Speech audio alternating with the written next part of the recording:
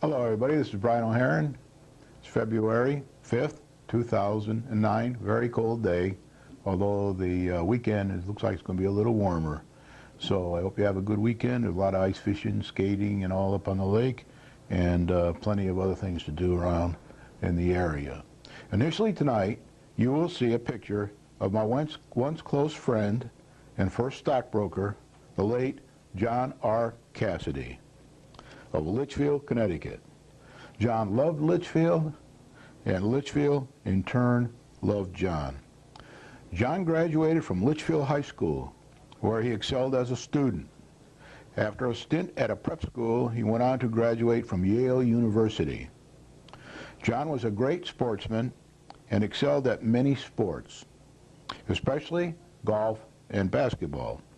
He often regretted not playing tennis, about the only sport that he did not participate in.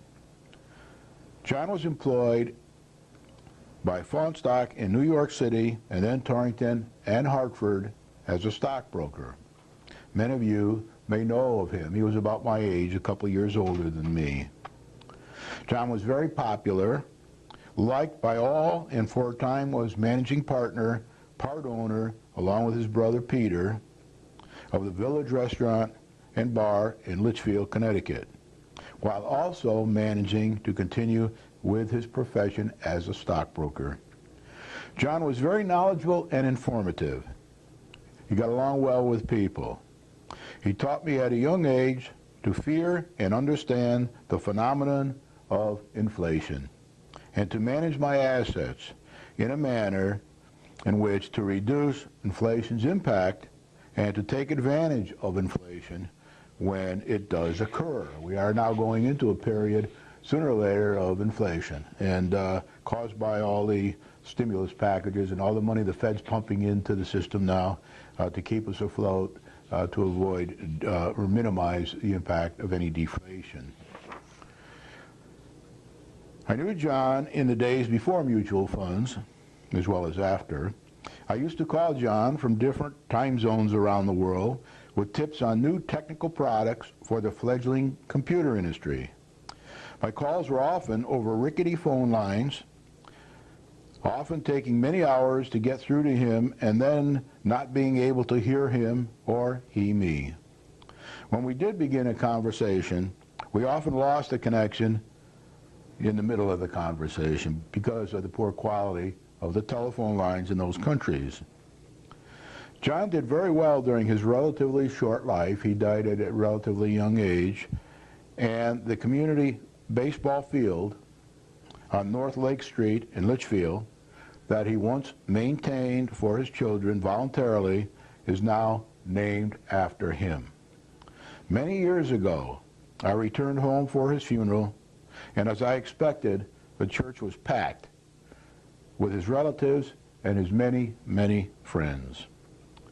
John would have been intrigued, but probably frustrated and horrified by the current economy.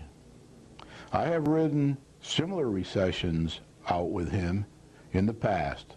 Some were pretty rocky, but we made it through one way or the other, and he did all right for himself. Thanks, John, for your friendship and advice and guidance over the years. We all wish that you were still here. I often think of you and will continue to do so. Thanks, John. Well, Nancy Killefer, I mentioned her a few weeks ago on my program, the recently nominated Chief Performance Officer for President Obama. She became another victim of the Washington, D.C. appointment income tax problem that seems to exist down there. She withdrew her name this week from consideration, as did Tom Daschle. The TARP and stimulus package are still stuck. I mentioned to you last week that I thought these packages, the TARP package would be coming out this week. That's what we were told and announced, but it isn't. Looks to me like they're trying to hold it off until the stimulus package is done because they want as much leverage as they can to get the pork-laden stimulus package agreed by the Republicans down there, or sooner or later, or dictated to the country by the Democrats. Maybe next week, the stimulus package, that's still stuck too.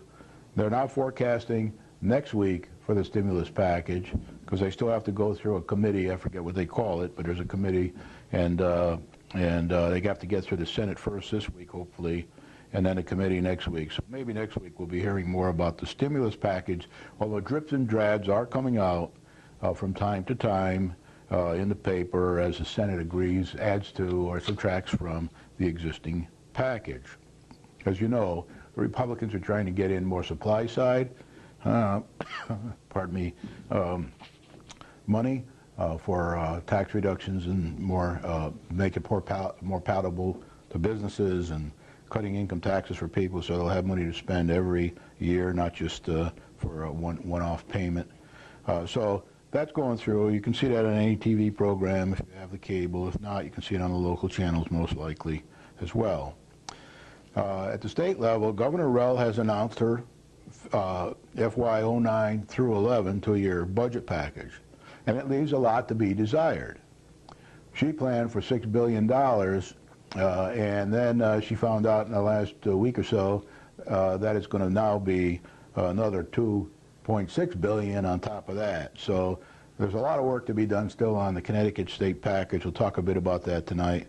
But at this point, the ECS grants and the transportation grants for education are not intended to be reduced or increased. So for the next couple of years, we'll get the kind of same grants we got as before. And once these grants go to our education department, that means there's less of a burden on the town to support the education department because we're getting the money from there and from as I told you, maybe some from the stimulus package. Then maybe we can spend some more money on the town side to try to catch up from what we've been losing over the years by giving all the money to the education side. And don't forget now that education did go up a couple % this year in the last budget. We'll talk more about that later. There is some positive news on the town side this week. The last few weeks I haven't been talking too much about the town because most of the action was happening at the federal level and the Connecticut level. But this is the continuation of a real challenge for the new town manager, Keith J. Robbins, whose picture you'll see up from time to time this evening. I've got a different picture tonight, one of him working at his desk. I've had it for a long time, but it was buried in my pictures at home, so here it is. So this is the continuation of a real challenge for the new town manager, Keith J. Robbins, and the selectmen. Although we are still firing on 6 cylinders, I say 6 cylinders now, the 5 businessmen and the town manager, so we're still firing on 6 of 8 cylinders. I don't see too much of a contribution from the minority as of now. There's still some micromanagement attempts going on there, but otherwise not much positive. Most of the work is done by the majority of the selectmen and even more by the town manager, Keith Robbins, which is the way it should be.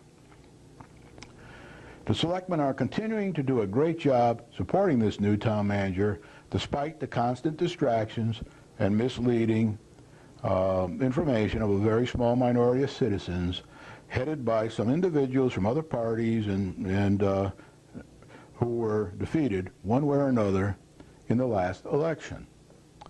Winston, you see a bit of this going on, of course, at the federal level, too, and I imagine the state level. I guess it's natural for politicians when they lose elections to start bashing away at the people who won. It's quite interesting to watch. It doesn't really excite people, too many people getting into politics, I can tell you that. Winston has a tradition of not electing candidates for selectmen that have served in the past and dropped out or lost in a subsequent election, I'm told. Let's hope for our own good that the tradition continues this year. As you know, I'd like to see these 7 select people get elected again, all 7 of them, so that we don't have a transition from one philosophy to another in the middle of this economic situation that's going to be with us for several more years. The town is making a great deal of progress, as emphasized by the activities of this last week or so. Good things continue to happen despite the difficult current economy. Now, with the selectmen, it's a bit like raising a child or seeing a friend's, a lot happened. The child is growing at all times. They're learning at school. They're learning in all their other activities. They're learning from their mother and father. And sometimes you don't notice it.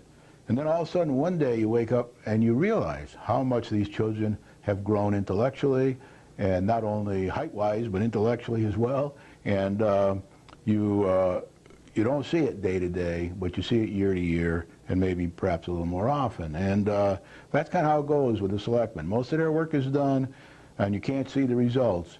And then all of a sudden, one day, you begin to see things fall together. It was like when I was studying mathematics in school. I often didn't understand it, and then all of a sudden, I wake up one morning or in the middle of one night, and it all clicked in my head, and then I went on for the next stage. I have been hearing increasingly positive feedback about the new town manager and the majority of the selectmen wherever I go, in Winsted and elsewhere in surrounding towns and cities that receive either our TV channels or the local newspapers from Torrington and Waterbury. Majority of the voters everywhere are very intelligent and deserve a great deal of credit for being able to compare the current administration to past administrations as they see the progress continue to emerge after a year of preparation. Watch the repeat of this week's Board of Selectmen meeting at 9 a.m. on Saturday, Channel 13, local channel. It's on Charter TV. And see the positive progress for yourself. I'll touch a bit about it tonight, and then you watch for it, because I can't talk about the whole meeting, but you can see it for yourself. It was an excruciating, as always, delight this time. Sometimes not a delight, but this time it was still excruciating because there's too much micromanagement happening there, but it was a delight this time. As usual, I leave comment on all accusations that happen in the newspaper and everywhere else. I leave comment on all of these accusations to the judicial system without speculation here on this program, as we are all innocent, you know, until proven guilty in our society. So I've been on a year now for a year and a quarter, maybe a little longer, and we haven't really had any real problem from the judicial system. Nothing ever seems to get resolved in a guilty way. Either the things either peter out or they don't happen, they don't come to a conclusion, but just give everybody the benefit of the doubt until they're proven guilty, and be positive and pat them on the back and ask them to run again. I think that will be the best thing you can do until any judicial system proves differently. I will discuss a bit, by the way, anybody can accuse anybody in this world. You know, it's, then you have to go through a long process of proving yourself innocent, so, when you really should be proven innocent until you're proven guilty. I will discuss a bit about this week's Selectmen's meeting tonight. The first thing I'd like to show you tonight is the Connecticut College, Northwestern Connecticut Community College, is sponsoring a group for the Penguin Plunge, which is this Saturday, February 7th, 2009. I'm pretty sure it is Saturday, 2009. And it's for the benefit of the Connecticut Special Olympics. As you know, Jay Case is heavily involved in this, and you'll see him running around organizing things for the next week. They need more NCC, the NCCC, the 3 Cs, team members. They need more of those as soon as possible. So if you want to be part of the NCCC team that jumps in the lake into the frozen water there when the ice is removed, then contact the college, and you know, you can get a hold of Kay Chapman at nwccc.comnet.edu. It's right here. And they need sponsors as well. So if you want to commit some money to this team that's going to jump in the lake, that will go towards the Connecticut Special Olympics, then call the university and make a pledge and try to beef it up for them. And remember, we're still trying to see if we can get some money into the Beardsley Ann Memorial Library so they can buy their microfilm machine that they need so badly. I did stop by the library a few weeks ago, and they said to me that money is starting to come in now, it wasn't just this program that talked about it, it was also in the newspapers too. So if you got any concern about that and you want to help those people out, contact the librarian at the Beardsley Ann Memorial Library and make a donation. Now, the agenda for today, February 5th, 2009. Comments I've already done. The 6th proposed 2008-2009 town budget referendum vote. That was done last Saturday at the Pearson School, 8 to 8. Then I'm going to talk a bit about the Fed, the Treasury, and the Senate, what they're going on there as far as the economic problems are concerned and their response. I'm going to talk a bit about the Connecticut State budget proposal, which the governor spoke about yesterday and is in all the papers today. It's her proposal for the budget from 2009 to 2011. I'm going to talk a bit about what's going on the Enterprise Corridor, the progress is being made there, and then some town and state positives. There's plenty of that. That's going to be the longest part of the program tonight. So with that, I'm going to say the 2008-2009 budget has finally passed on Saturday, and it was a 6 vote. It was the lowest number of people to turn out to vote. It was something like 2,000 and a little less than 300, 2,250 or something like that. Not an exact number, but pretty close. So it was the lowest out of the whole all the 6 votes, but it was preponderantly positive. About 2/3, a little less than 2/3, voted yes, and about 1/3 voted no. So it was 2/3 yes, 1/3 no, and the numbers were roughly something like 950 or so to 350. Those aren't exact numbers. I couldn't find them this morning in my papers, but it's roughly that. You can see it in any of the newspapers from Sunday's newspapers, either at either library in town or in your own paper if you have a copy of it. I want to talk a little bit now about Connecticut home sales, because I do hear some misinformation about this. There's Connecticut home sales prices because of the economic situation. You know, as I said last time and the time before probably, there's plenty of going on in the locale around Connecticut, people going through their revaluations of their property, and some of them are doing a walk-in evaluation like Torrington. Some are doing the same type we had, which is not a walk into each house one, but we have about 5,600 homes here in Winsted, and the home prices as they stand now, these numbers just came out a couple days ago.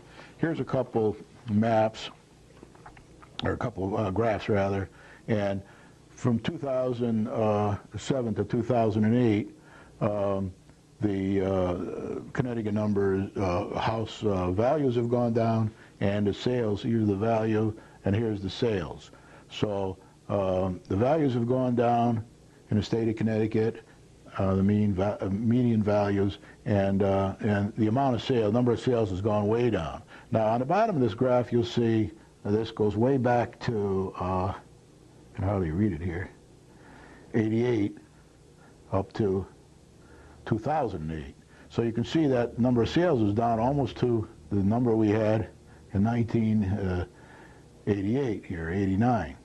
But the average sale price is still much, much higher than it was way back here, and hasn't gone down. No, it's only gone down a bit, say, to about 2004 levels. Now, as far as individual, well, you can see here that we're still way above the 20-year and the 10-year as far as the price of a home is concerned, and according to these numbers that were just put out. But as far as sales are concerned, the number of sales going on way back, you know, so we're way below the number of sales over the last 15 years or so.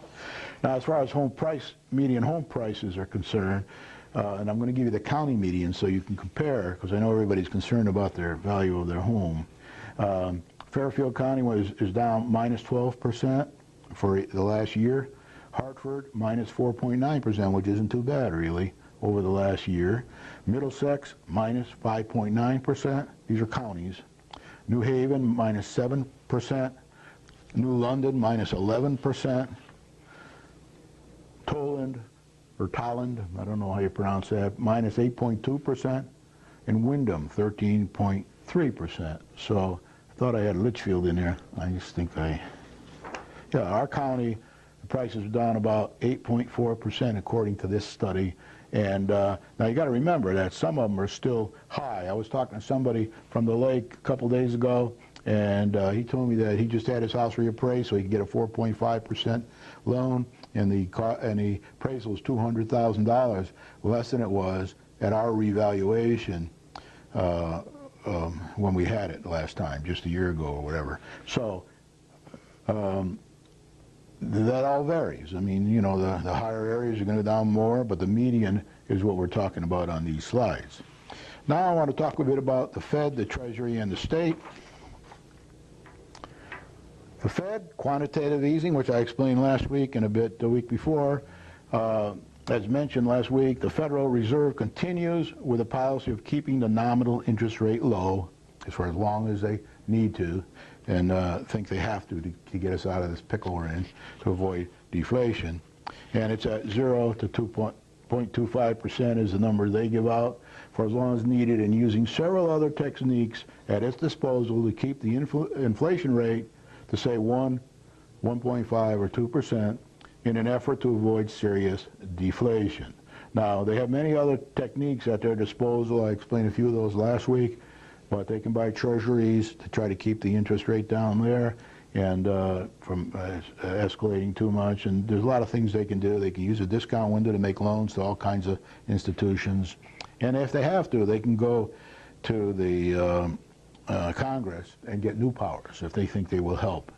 But they are committed. The Fed is committed. And we're already beginning to see some of the benefits of this Fed action. I mean, it's not great yet because everybody expects 10,000 times worse results in the statistics than are happening. So today we had a little bit of a good statistic on shopping for January, and the market perked up a little on that, but not for long because tomorrow it'll be bombarded with bad news. And remember, the stock market usually, not always, but usually picks up 6-8 months before the actual economy does. So but people can see that you're doing things to make the economy happen. It's like when I have builders at my house, I can tell pretty within weeks whether they're going to do a good job or not because I watch the way they work, I see how they handle the tools, and I see the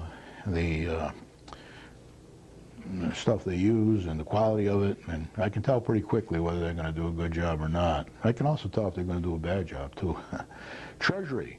The long-awaited second stage of the TARP package, that's the package where they're going to try to do either the bad bank or lend or an insurance policy for the banks to help them begin to loan more again.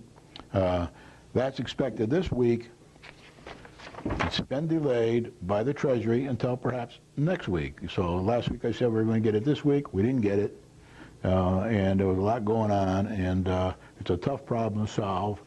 But they're now talking about it again, and maybe next week we'll begin to see what they're going to do to try to resolve these toxic asset problems with the financial institutions. Now, I did hear this week, and I read and saw on TV, that about 50 banks in America refused to take any money from TARP because they didn't want the restrictions that are being put on by the government. When the government gets involved and lends you money, then there's a lot of restrictions involved.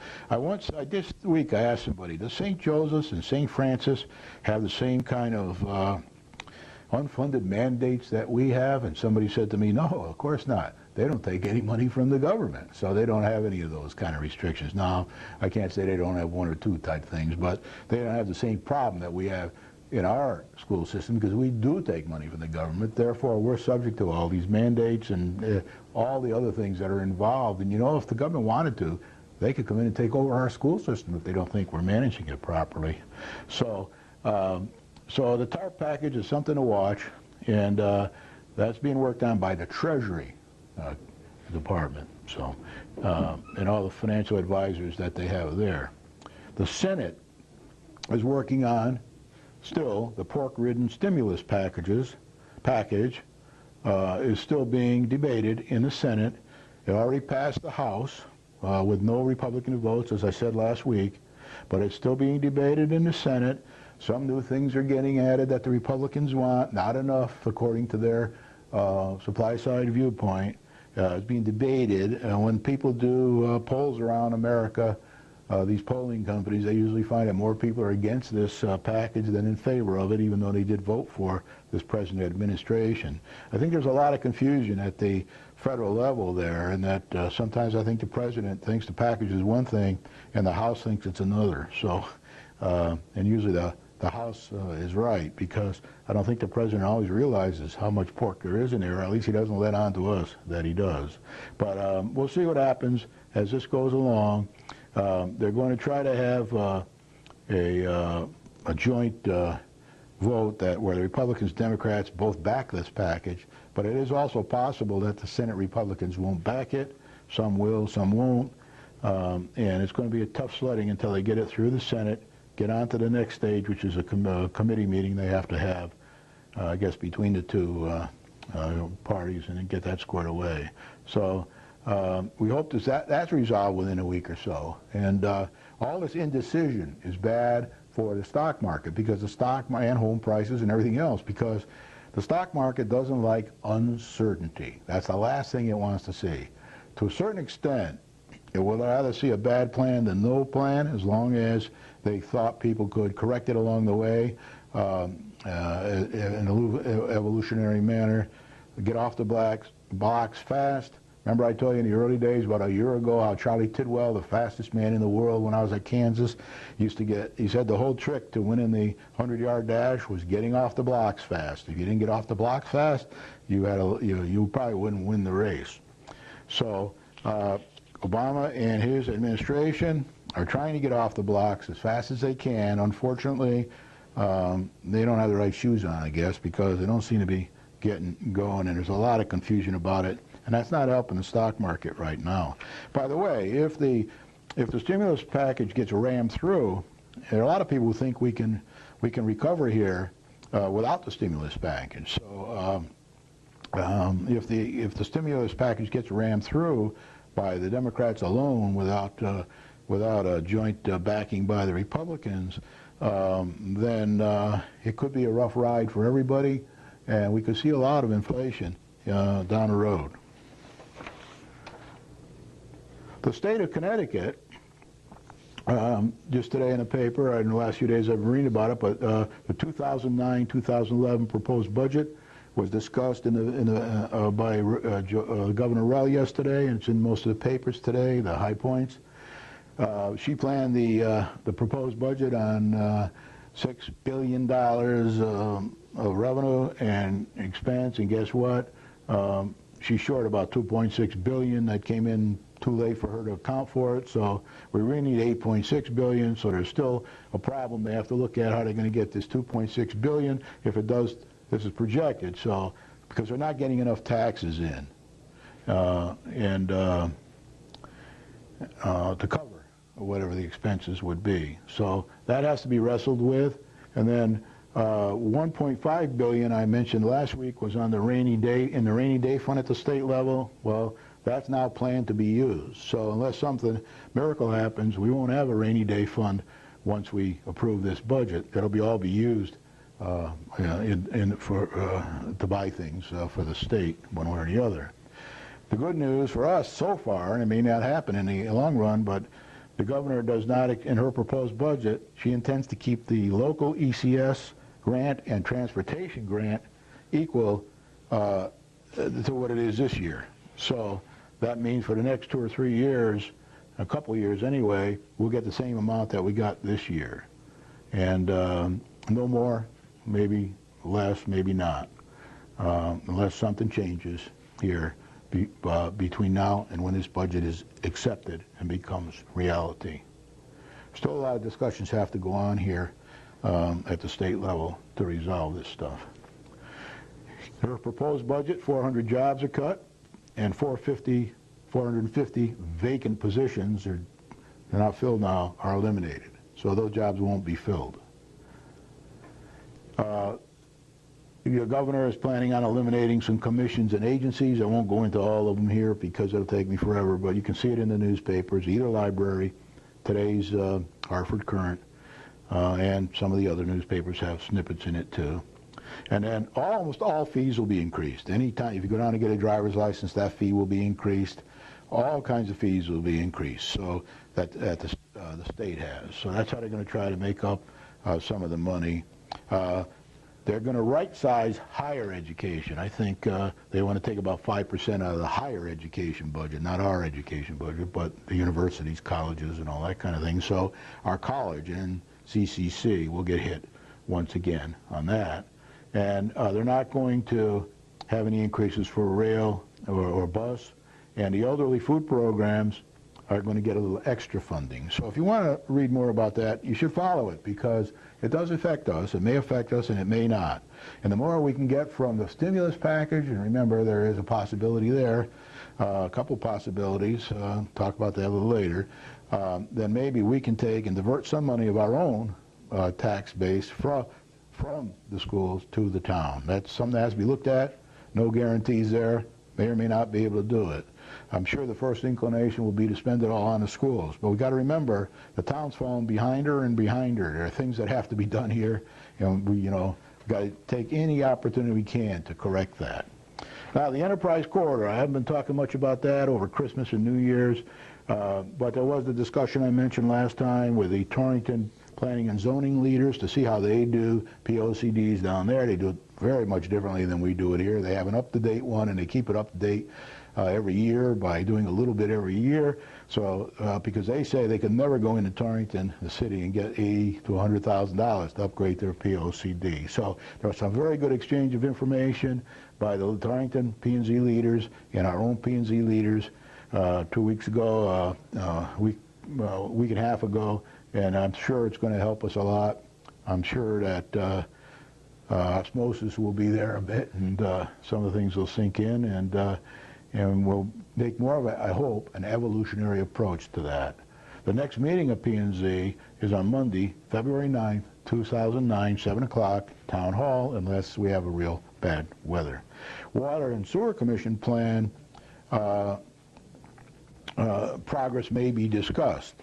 Remember, the Water and Sewer Commission is doing a total new water and sewer plan for the town of Winchester that it needs to get to the state pretty quick, and the state will incorporate it in their POCD, and that's a step forward for us, and that means that anybody going down the corridor or up into the new two proposed projects will at least feel comfortable that the state POCD is upgraded, and it'll save the developer and developers a trip to the state to get approval.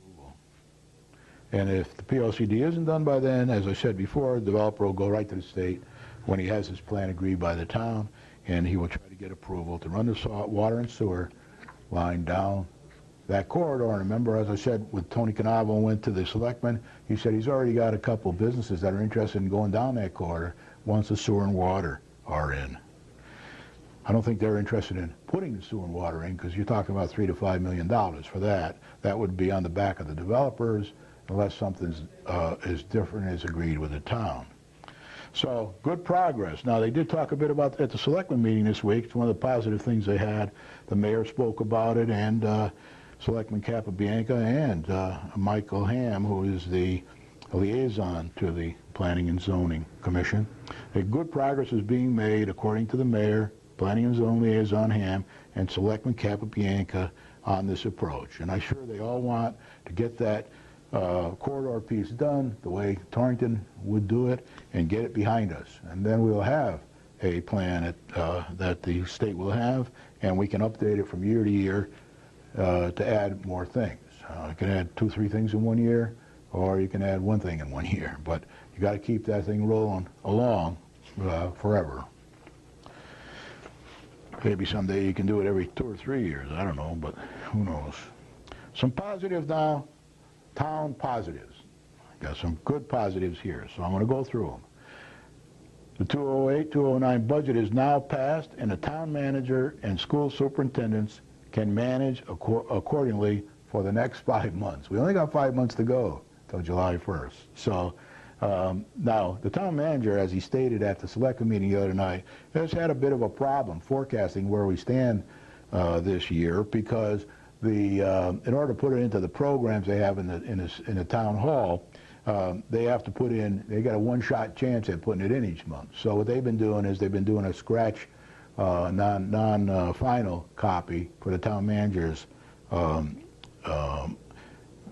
benefit each month, and he just gives it out to the selectmen. But now they have the information, because the budget's been approved, they can put that into the real package and the software package, and they can compare the two, and they will have very accurate ideas of where they stand that will be signed off by the finance director, Henry Centrella, from month to month, and they'll be able to give better advice and guidance to the town manager. The town manager's been pushing for that, and of course he couldn't do much about it until the budget was finally approved, and that's why it's best to have these budgets approved earlier in the cycle to make it easier for everybody. Same with the superintendent of schools. It's easier for them to manage the situation as it is for all the employees of the town. The education budget may receive some help, as I said before, from the federal stimulus package. We don't know about that. That's just something that was in the newspapers and that people have been telling us. As I understand it, there may be $527,000 for 2009 and $798,400 for 2010 Title I grants. Title I grants are grants for special education at-risk students. I'm told that by a pretty good source that when the law was written, as a matter of fact, I've been told this by many people, but when the law was written, the Fed was supposed to fund 60% of special education, and the states 30% or so. The remainder was to be funded by the cities and towns. At present, cities and towns fund the majority of the money.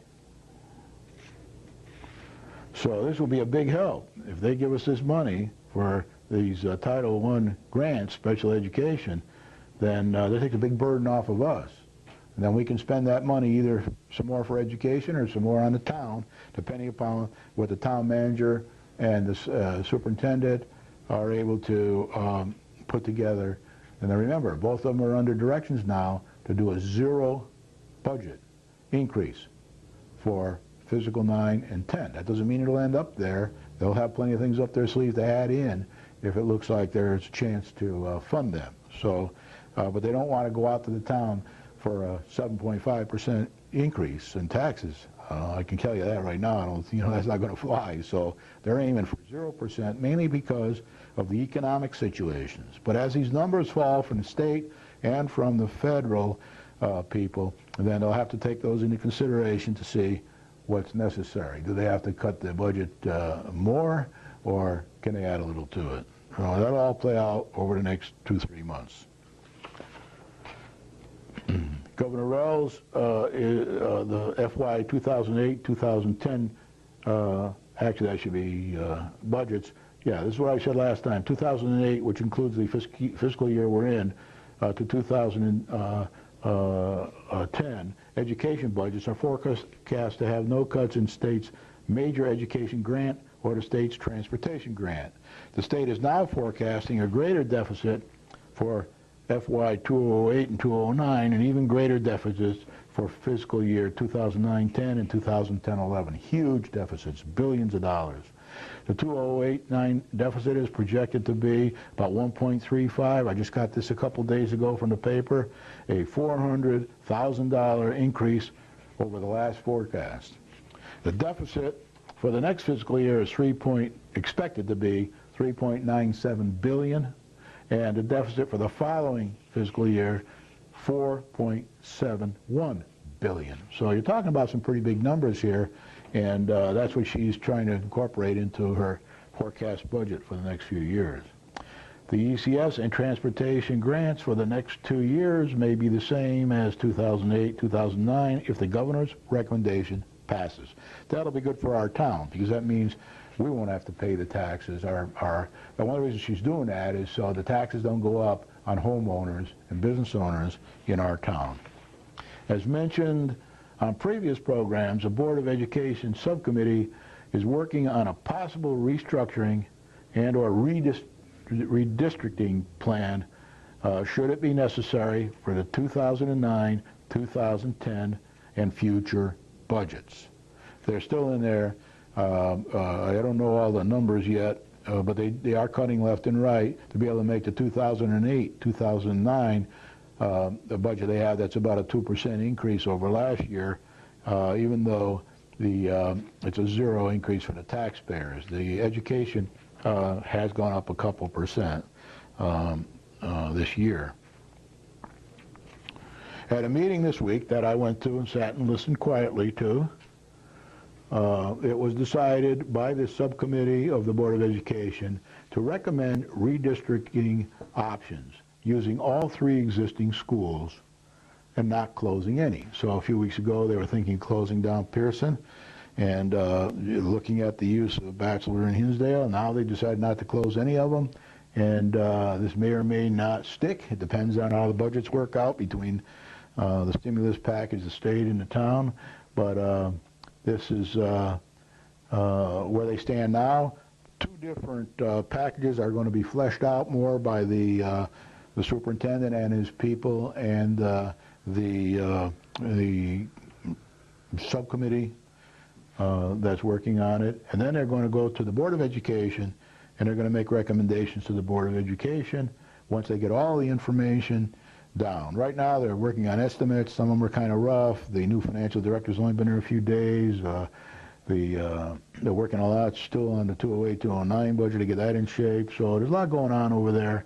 And but they are now giving a reconciled monthly report on the 2008, 2009 budget to the town every month, and the town will also have theirs. So the selectmen will have very good visibility into exactly what is happening there. And I do see where, or at least one selectman never seems to be on top of these numbers. My view on that is do like I do. Go in and talk to the finance director once a week for half an hour or 15 minutes, or talk to him over the phone, or the town manager, and he can tell you, like he does everybody else, exactly where he stands, what he's doing, and that'll take a lot less time in the selectmen meeting. Plenty of work remains to be done by the subcommittee to determine the feasibility and to produce an adequate plan and financial impact document before presenting these recommendations to the Board of Education. I might say that the mayor is also heavily involved in this. He goes to every meeting of not only the board, he is the liaison to the Board of Education. I guess he's on there without a vote. So he's very interested in it. It is 65% or so of our budget, and he goes to all the meetings very diligently, sits there, takes notes, listens, and does a lot of work between the meetings and calls a lot of people for input and information. And he does a real good job there, better than any mayor I've seen since I've been around town over the last 8 or 9 years. We got to give him credit for that. He's very heavily involved. He does understand the issues. If you don't believe me, stop him sometime and talk to him about it. You'll see how up to date he is on all this stuff. He's much more up to date than you can imagine. Now that his business is a little slow in the wintertime because of the time of year, he will be spending even more time involved, and it's good too, because we have a lot coming up over the next few months with the new budget. The selectmen have instructed the town manager and the Board of Education to try for a zero increase budget to begin with for FY 2009-2010. Doesn't mean it'll end up that way, but that's what they want to take a good look at. The town manager and the Board of Education are working toward this goal. We will know more around March 15th or 16th. I don't know if the 15th is on a Monday or not, but 2009, when the first drafts are presented to the selectmen by charter. They have to be done. So the Board of Education will get their draft in somewhere before there, a few days before that, and the town manager will get them all into the selectmen, and then they'll begin, and it looks like somewhere around May is when they'll have the first annual town budget meeting to present it to the residents or their partners. Remember, the selectmen in the town budget meeting are partners in running this town, so they'll be able to do that.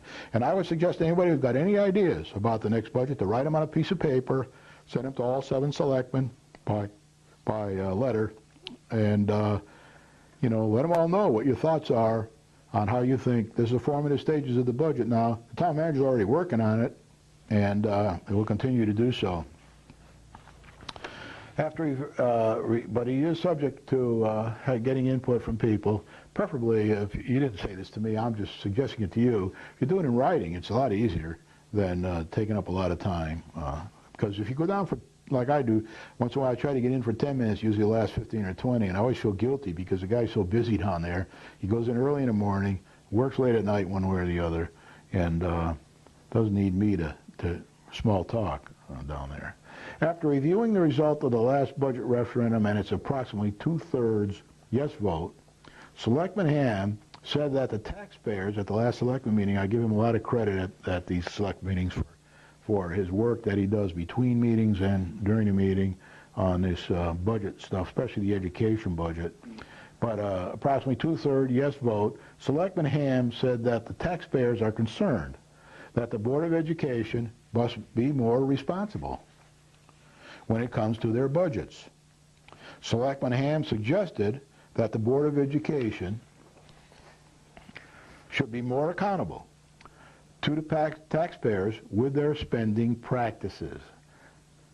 He pointed out that once an additional $300,000 was cut from the Board of Education's request, about $1 million in all, about a $1 million cut in all from their request, leaving them with about a 2% increase. The budget passed referendum on a 6th try by a fairly wide margin. 2/3 of the voters voted yes this time. Again, it was the smallest turnout, 2,350 approximately, but it was less than the last time again. Selectman Ham also suggested that the Board of Education work closer with the town to share services and save money. Now, when you watch this on television on Saturday morning at 9 o'clock, Channel 13, 9 a.m., you will see that the town manager says, we're willing to help. We're here. We want to work with the Board of Education. All they have to do is ask us. Now, the reason he says that is because that's what's in the charter. When we had the Charter Revision Commission, we tried to change that so that we could, be easier for the town to work with the Board of Education, sharing resources and things. But that didn't work. That didn't get approved. So they have to ask him formally to have some of his people help them if they need it. For example, the controller, Henry Centrella, and or any other town employees. But the town manager has said in the last election, once again, he always says it, he's always willing to help. When asked, he's willing to help the Board of Education, and he stands by. So that should be something that everybody should be interested in doing. One of the things we have to do, and now this goes back to my green papers, when I wrote my cost-saving page. There's only one page in the green papers that you can get down at the town hall. I did make a lot of suggestions on how they could overlap between Gilbert, K through 8 in the town, on computers, on